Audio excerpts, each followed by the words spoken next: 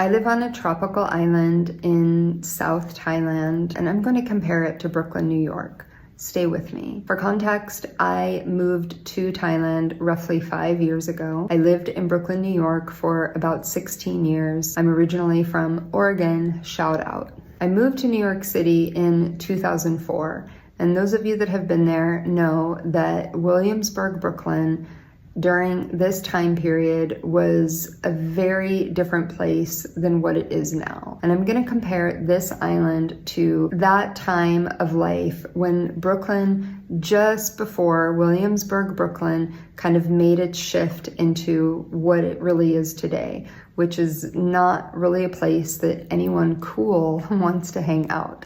The artists, the eccentrics, the people that live on what appears to be the edge of life, this is what adds flavor and color and texture to a very basic world. And even though you might have a lot of money and you might be into more luxury, you still want to have those artists in your life that bring that texture in, that bring that type of nuance, that make you feel like you are living a more colorful life than you actually are. This is Koh Phangan pre-global pandemic. Artists, nomads, free spirits, wild cards, the wild ones, coming to this island and just getting to be in the presence of that, getting to be in the rhythm of life that you don't normally live anyways, because you're now on a tropical island in Southeast Asia, but to be commingling with these types of beings,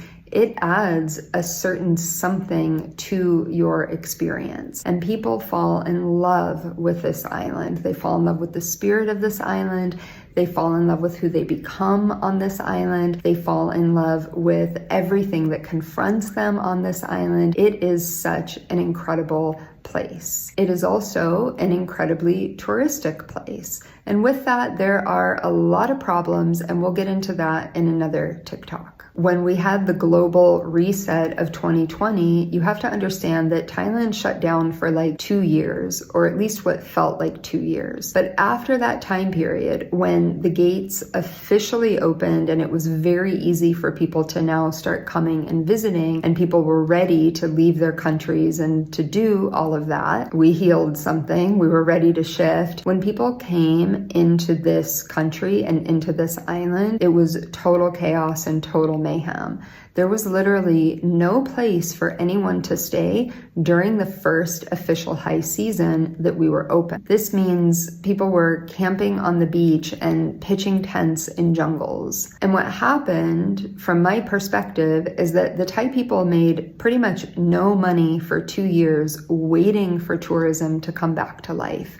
And once it came back, and once we were in a situation where there was no rooms for anyone to stay, there was an opportunity to sell land and to build more housing. As well, during the global reset, there was a lot of land that was sold off, because what else are you going to do? You're not making any money off of tourism, then you're going to sell it. Now, something else was happening during this time, which has been profoundly educational for me, which is the observation that wars affect us all. The way that it has impacted this island specifically is that you now have people that are fleeing these war-torn countries that are not the nomadic artist. They are not the hippie necessarily. They're not the person that's necessarily living off the cuff. You have people that are coming here into Thailand that have much deeper pockets. They're very well established. They have their livelihood, their retirement, their businesses, whatever it is. And now they're coming here to Thailand and they're opening up their own businesses, and they can afford to buy land or to rent land. They can afford to invest in these overwhelming villa projects, investment projects. They can invest in the whole real estate market and the real estate boom that's happening. And what that means is that all of the rent is starting to go up, because there was once a demand for more housing, and now you have people that are building finer housing that is more expensive. And you have another character, and this character is the character I despise the most out of all of these characters. This is the character that comes in and decides to lease a house for 3 years, and they can afford to pay the Thai family up front 3 years. Of course, that Thai family is going to take it. And now that person who's leasing that house is going to flip it on the market and drive the price up by another 50, 60, 80% in some cases, because there is such a high demand for people to come to this island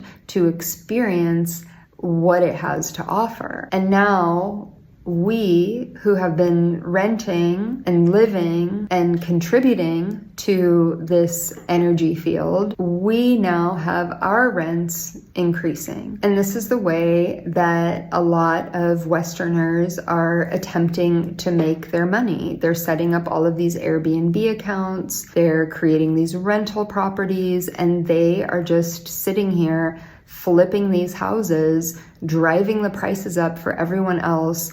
The artists, the nomads, the ones that brought the texture, the ones that brought the life force, the ones that really bring like the high vibe party are not really able to sustain here. And you can cry over it, you can kick and scream over it. At the end of the day, it's life and it's all moving and it's all going somewhere. I don't mind that there is more money being brought to the island, and my prayer with it is that it brings some people that have a higher consciousness, that care about what they're investing in, that do care about their health and their wellness, and they're willing to actually pay for it instead of just donate an energetic exchange. That is great because it's business and you're doing business in paradise, which I have no qualms about doing business in paradise. But it is like Williamsburg, Brooklyn. I remember when it was these insane artist lofts. I remember when there was this really rich, incredible yoga scene. I remember when we were just on the cuff of the consciousness scene in Brooklyn before it became this commodified existence that it is today. But it's still beautiful. I would still go there and have like a bagel because it's still New York and we love New York. But the prices that you're paying to live there, the type of people that you have to put up with, that is a whole other thing that is also happening on this island. And it's its own experience. It's going to go through its ebbs and its flows, and we'll ride the waves for however long we want to ride these waves for. But the reality is that there's a whole new energy field on the island. And a lot of that energy field is because of these different conflicts that are happening in other parts of the world.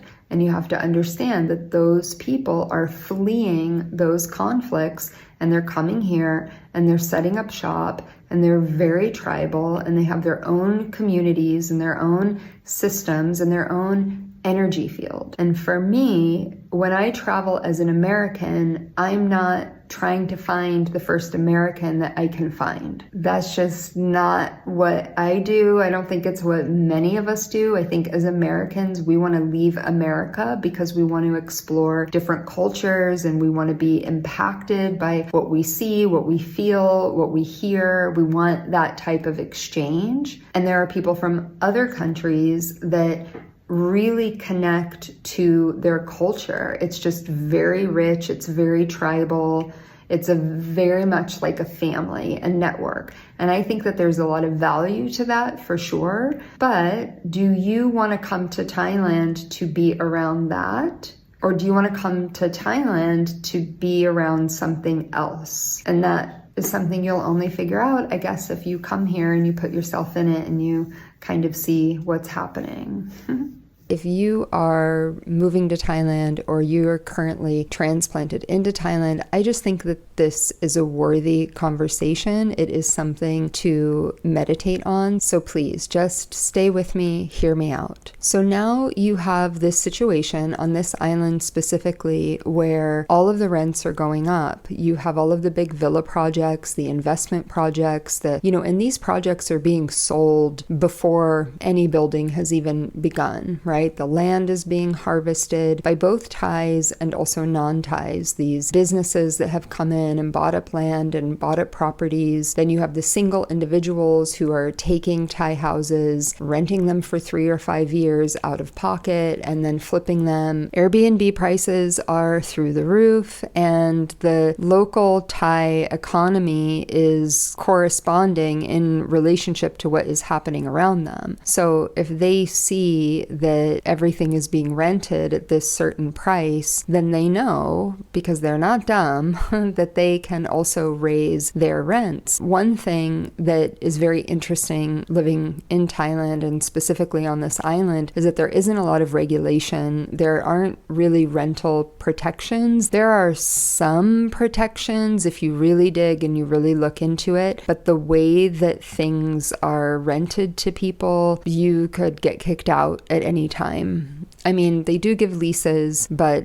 the reality is that you are a foreigner in this land, so you don't really have the rights that we have in the United States. So, for instance, there is a protection in New York City around your rents, and if you are renewing your lease, the landlord is only able to raise your rent like 3%.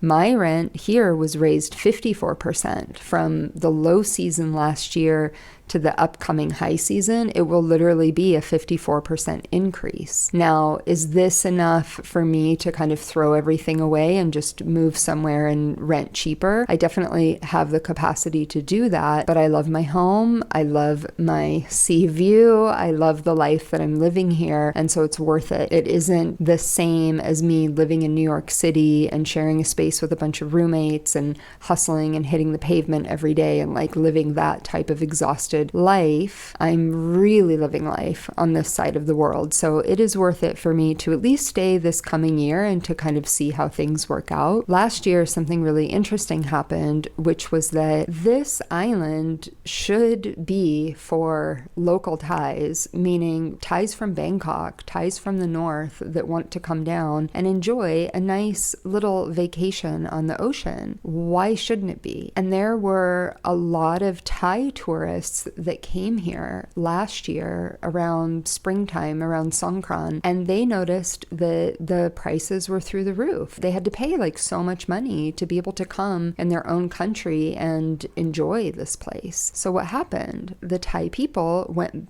back to Bangkok, went back to wherever they were coming from, and they complained. And they made formal complaints about the ridiculousness of this island and how expensive it had become. So then what does the Thai government do? This is very interesting. Thai government sends immigration to this island to crack down on anyone that is illegally running a business. Essentially, when immigration came to do this sweep, they swept through the most obvious places first, which are the yoga centers or the healing centers, any place that has any type of facilitation for large groups of people. Because the reality, if you didn't know this and you're trying to find a job in Thailand or you're thinking of opening a business, it is an investment. And this is something where as an American, and we look out at America at all of like the immigration politics and everything that's happening, I have a lot of respect for the Thai kingdom for the way that they set this up. Because I, as an American, if I open a business,